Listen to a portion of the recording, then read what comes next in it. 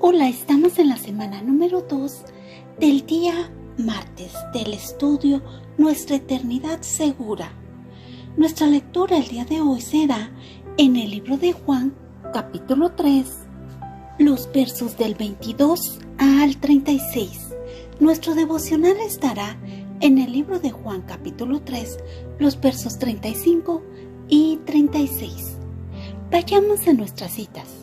Y dice: Después de esto vino Jesús con sus discípulos a la tierra de Judea, y estuvo ahí con ellos, y bautizaba. Juan bautizaba también en Enón, junto a Salim, porque había ahí muchas aguas, y venían y eran bautizados, porque Juan no había sido aún encarcelado. Entonces hubo discusión entre los discípulos de Juan y los judíos acerca de la purificación. Y vinieron a Juan y le dijeron: Rabí, mira que el que estaba contigo al otro lado del Jordán, de quien tú diste testimonio, bautizaba, y todos vienen a él. Respondió Juan y dijo: No puede el hombre recibir nada si no le fuere dado del cielo. Vosotros mismos me sois testigos de que dije: Yo no soy el Cristo, sino que soy enviado delante de él. El que tiene la esposa es el esposo, mas el amigo del esposo que está a su lado y le oye, se goza grandemente de la voz del esposo. Así pues, mi gozo está cumplido. Es necesario que él crezca, pero que yo mengüe. El que de arriba viene es sobre todos. El que es de la tierra es terrenal, y cosas terrenales habla. El que viene del cielo es sobre todos. Y lo que vio y oyó, esto testifica, y nadie recibe su testimonio. El que recibe su testimonio, atestigua que Dios es veraz, porque el que Dios envió, las palabras de Dios habla, pues Dios no da el Espíritu por medida. El Padre ama al Hijo, y todas las cosas ha entregado en sus manos. El que cree en el Hijo tiene vida eterna, pero el que rehúsa creer en el Hijo no verá la vida, sino la ira de Dios está sobre él. Amén. Palabras claves: el Padre ama al Hijo, vida eterna ha entregado, cree en el Hijo, ira de Dios. En los versos del 22 al 30, Juan el Bautista hace una observación a sus discípulos. En el verso 22 observamos que fue en la tierra de Judea, y esto es importante, lo que va a pasar ahí, que estuvo ahí con ellos y bautizando también. Iban sus discípulos con él. En el verso 23 observamos que Juan también estaba bautizando. Juan el Bautista fue enviado para que bautizara, para preparar el camino para el Señor. La Biblia dice: Este es el que viene después de mí, del cual no soy digno de desatar la correa del calzado. Juan 1:27. Así que Juan sabía que no se trataba de él, que vendría otro del cual no se sentía ni siquiera a la altura. Juan sabía bien el lugar que ocupaba y sabía quién venía era antes que él, aunque llegara después. También observamos que esto pasó antes de que fuera encarcelado. Y fue encarcelado por Herodes por causa de Herodías, mujer de Felipe, mujer de su hermano, Mateo 14:3. En los versos 25, 26 y 27, los discípulos de Juan y los judíos entraron en contienda. Los judíos no entendían qué se necesitaba para la purificación, al igual que los discípulos no entendían por qué Jesús estaba del otro lado del río y estaba bautizando, y las personas le seguían.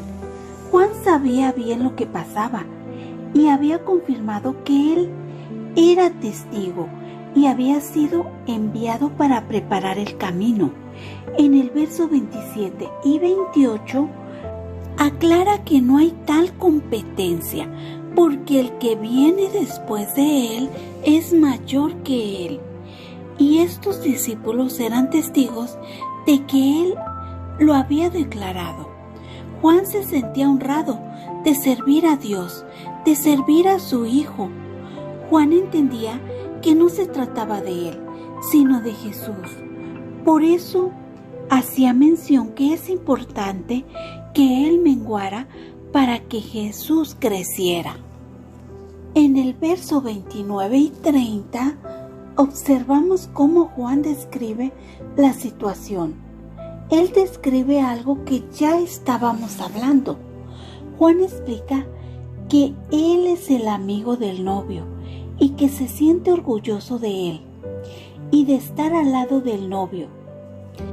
El gozo del novio para Juan era su gozo.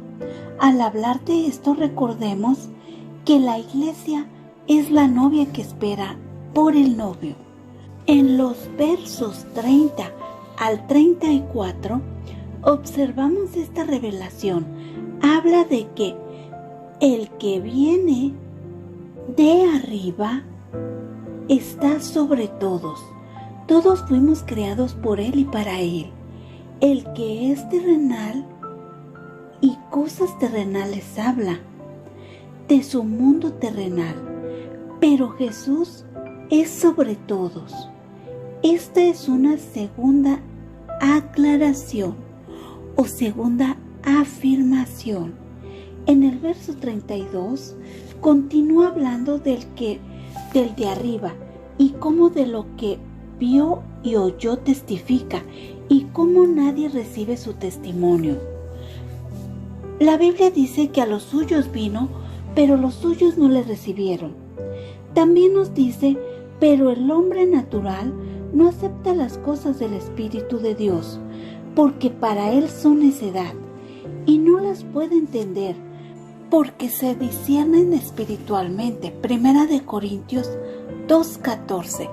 En el verso 33 observamos que el que recibe testimonio atestigua que Dios es veraz. Y muy importante el verso 34, del que ha sido enviado por Dios, porque Dios no envió a su Hijo para juzgar al mundo, sino para que el mundo sea salvo por él. Juan 3:17. También dice, Jesús entonces les respondió y dijo, mi enseñanza no es mía, sino del que me envió. Juan 7:16. En los versos 35 y 36 observamos este amor del Padre por su Hijo. La Biblia dice, yo en ellos y tú en mí, para que sean perfectos en unidad, para que el mundo conozca que tú me enviaste y que los has amado a ellos, como también a mí me has amado. En el verso 36 observamos la vida eterna y el lugar o futuro que encontrará aquel que rechace al Hijo. La Biblia dice que el que tiene al Hijo tiene vida, y el que no tiene al Hijo de Dios no tiene vida.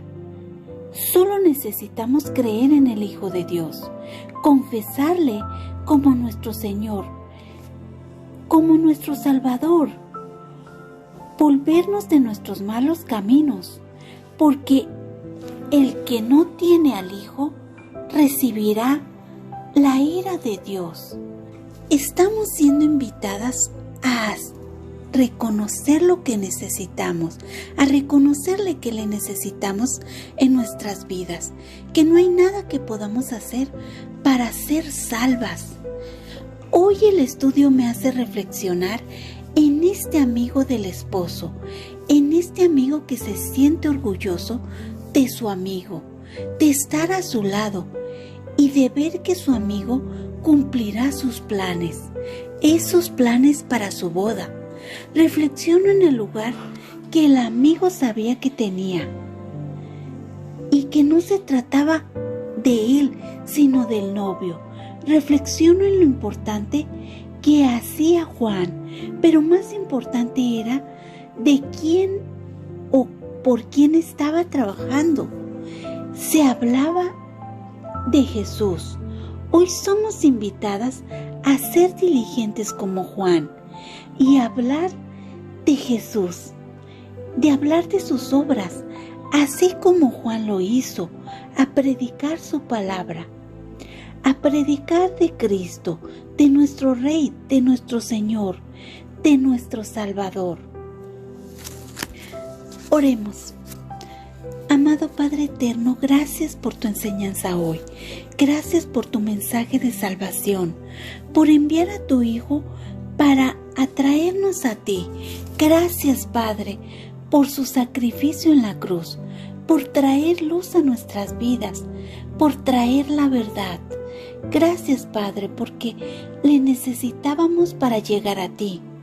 Él es el único camino, la única verdad, el único que nos puede dar vida. Ayúdanos, Padre, a hablar de esto a esas personas que aún no te conocen. Te lo pedimos en el nombre de tu Hijo amado Jesucristo. Amén. Ahora sí, vayamos al devocional de ADG por Ileanis Martínez.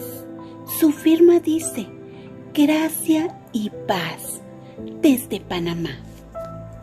El libro de Juan en su totalidad apunta a la deidad de Cristo en lugar de profundizar en la descripción de sucesos y detalles narrativos de su vida terrenal.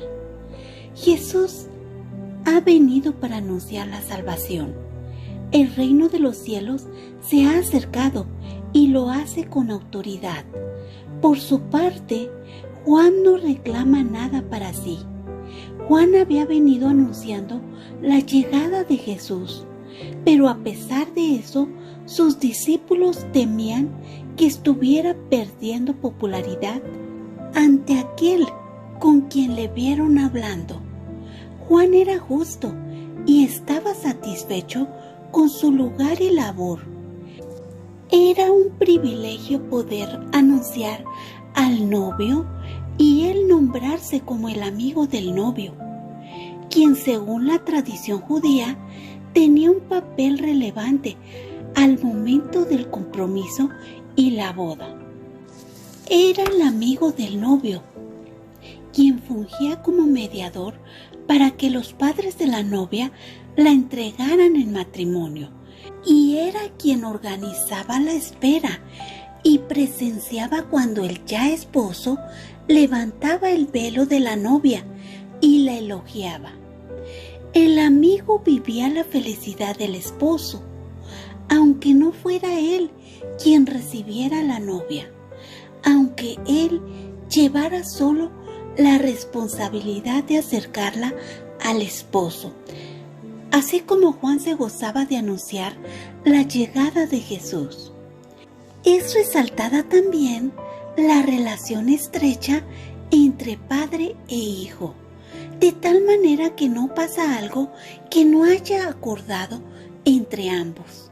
Solo al hijo le son entregadas todas las cosas en su mano. Podríamos preguntarnos, ¿qué son todas esas cosas? Antes de partir, Jesús dijo a sus discípulos que toda la autoridad y poder le pertenecen, tanto en el cielo como en la tierra. Y son todas esas cosas, cada una y en su totalidad. Hay también otra relación descrita en este pasaje, pero no es tan cercana. Al contrario, precisa ser restaurada y solo Jesús puede hacerlo sin falla. El que cree en el testimonio vivo de Cristo, en su deidad y poder, es quien goza de la vida eterna y de la esperanza en medio de las tribulaciones terrenales que aún enfrentamos. Sin embargo, quien no crea está condenado irremediablemente al juicio de Dios para condenación eterna. Debemos gozar como Juan de la labor de anunciar la llegada de aquel que ha sido prometido, esta vez anunciar su regreso para reinar eternamente. No tengamos en poco la vida de quienes nos rodean. Anunciemos el Evangelio de vida, confiando que con su poder Dios cumplirá su voluntad. Señor, gracias por la promesa y el poder de Jesús, por el testimonio fiel de Juan, y ayúdanos a imitarlo con valor y humildad. Danos corazones fieles para reflejar a Cristo en nosotros y que su luz alumbre el camino para la salvación de muchos. En Jesús. Amén. Gracias, Dios los bendiga.